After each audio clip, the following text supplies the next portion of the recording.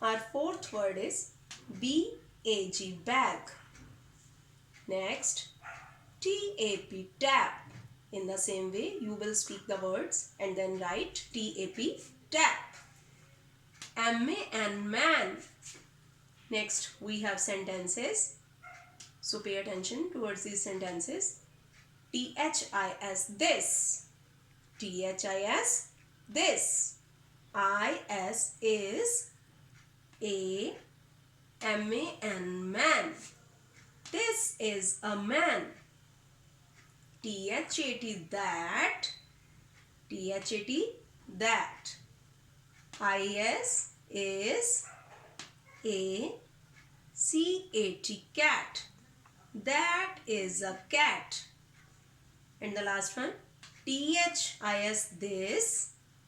I-S is a B-A-T, bat. This is a bat. You have to learn especially the spellings of T-H-I-S, this, and T-H-A-T, that, and the rest of the spellings too. Thank you.